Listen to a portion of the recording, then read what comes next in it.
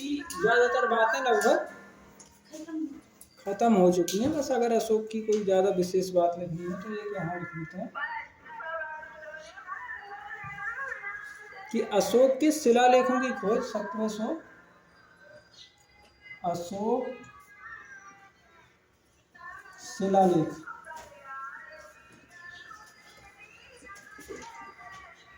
शिलालेखों की खोज 1750 में पाद्रेटी पैंथर में की थी।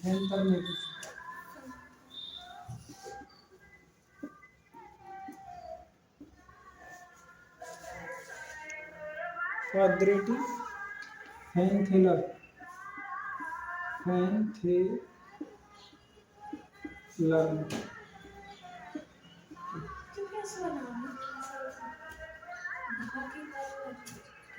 क्या लग रहा है?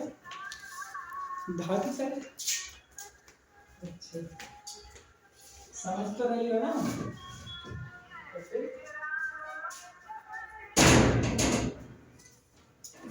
अगला ये ज्यादा इंपॉर्टेंट है। दूसरा, कभी वो पूछने भी लगे तो अशोक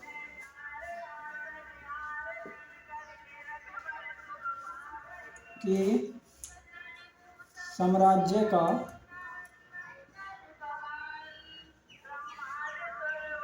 राज चिन्ह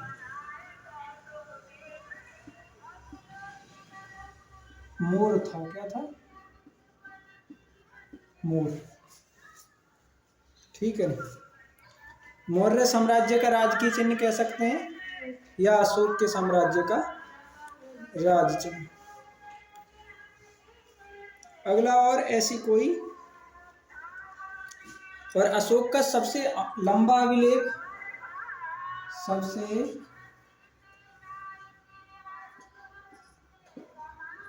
लंबा अभिलेख, ये बात लिखवाई तो ना पहले।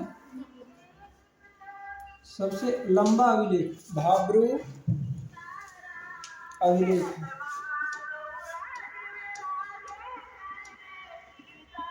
भाब्रू अभिलेख, ये सबसे लंबा अभिलेख है।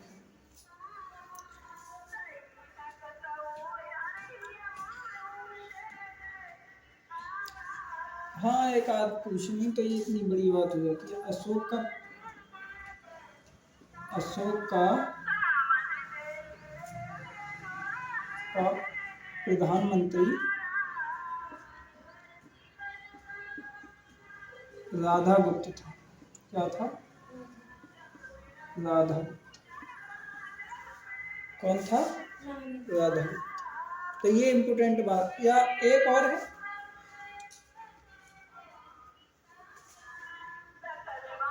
कुछ इतिहासकारों के अनुसार,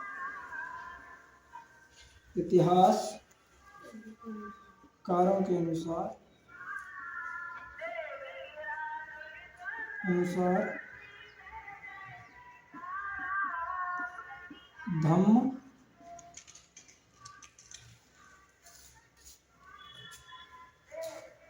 का संस्थापक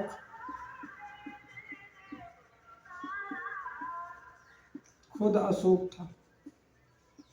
खुद अशोक धम्म था।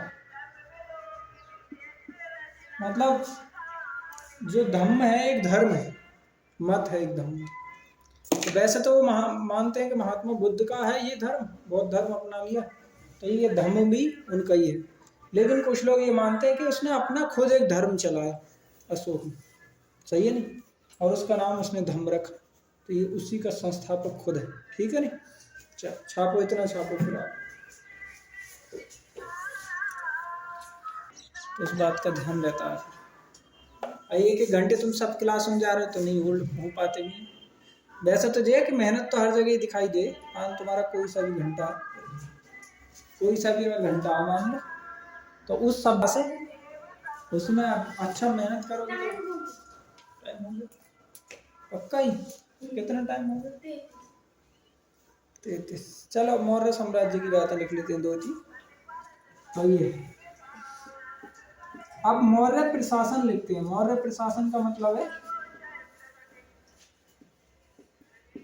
पीछे इससे पहले क्या पढ़ा था बताओ तुमने? मौर्य शासन पढ़ा था। शासन का मतलब होता है राजा। क्या होता है? राजा के बारे में बात हूँ। प्रशासन का मतलब होता है उसमें जो सरकारी लोग होते हैं उनका मतलब प्रशासन होता है, ऐसे समझ सकते हो। जो राजा की कार्य प्रणाली होती है ना, उससे कहते हैं प्रशासन। तो अब मौर्य प्रशासन के बारे में पढ़ेंगे। तो मौर्य प्रशासन में सबसे पहली बात तो केंद्र में राजा होता था। केंद्र में कौन होता था बताओ? केंद्र में मौर्य प्रशासन का केंद्र क्या होता था? राजा। और राजा भी कैसा होता था? निरंकुश नहीं होता था। निरंकुश नहीं। निरंकुश मतलब वैसा शासक जो किसी की बात ना माने, ऐसा नहीं। उसका अंतिम निर्णय नहीं होता था वो, मतलब कि कोई निर्णय पे उसने दिया, उसके बाद उसने देखा कि उसके सभी लोग क्या हैं, उसके विपक्ष है, उसके राज्य के मना कर रहे हैं कि नहीं ऐसा काम मत करो, तो वो मना कर देगा। ऐसा होता था। तो इसे कहते हैं निरंकुश ना होना। वैसे निरंकुश का सीधा अर्थ समझ सकते हैं, कट्टर समझ सकते हैं। कट्टर क्या होता है? वो कट्टर शासक नहीं था। कैसा नहीं होता था? कट्टर नहीं होता था। अगला, अगर हम उनके प्रशासन की बात करें तो कौन कौन होता था? तो पहले राजा होता था। कौन होता था? शीर्ष में राजा होता था। राजा के बाद अमात्य होता था। बताओ अमात्य किसे कहते हैं? हाँ, अमात्य के बाद में जनपद होता था। जनपद का मतलब जिला समिति। जिला के बाद दुर्ग होता था। क्या होता था? दुर्ग का मतलब है किला होता था। और किला के बाद कोष।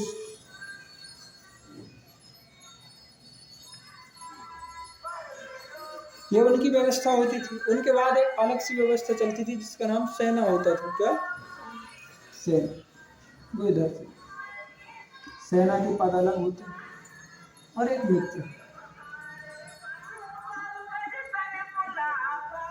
इतने लोग उसके प्रशासन में इस तरीके से डिजाइन होते थे। ठीक है ना? जो राजा मित्र होते थे उन्हें मित्र बोलते थे। इसके बाद जब कोई भी अधिकारी को अगर सेलेक्ट करना होता था, जैसे आज परीक्षा लेते नहीं, ऐसे आज के एग्जाम होते, उस टाइम भी अगर किसी को अपनी नौकरी देनी थी राजा को, तो एक परीक्षण होता था। क्या होता था? उसे उपधा परीक्षण कहते थे।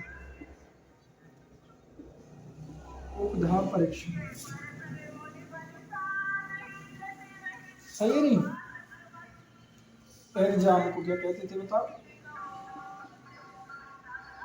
जैसे आज का एग्जाम होता है, वैसे ही पहले क्या एक उपधा परीक्षण होता था। तब वो जिस जिस नौकरी पे पद रखते थे उसके लिए परीक्षण कराते थे और फिर उसे नौकरी दिया करते थे। इसे कहते थे उसका, उसके बारे में अच्छे से वो जान लेते थे इसमें। अच्छा, अर्थशास्त्र किसने लिखी बताओ? मौर्य साम्राज्य पूरी तरीके से अर्थशास्त्र पर चलता था। किस पर? अर्थशास्त्र। तो अर्थशास्त्र में कितने विभाग हैं? 18 विभाग हैं। कितने? 18 विभाग। और इन्हें क्या कहा जाता है? तीर्थ। बस इतने ही छात्र बच्चों, बाकी टाइम है।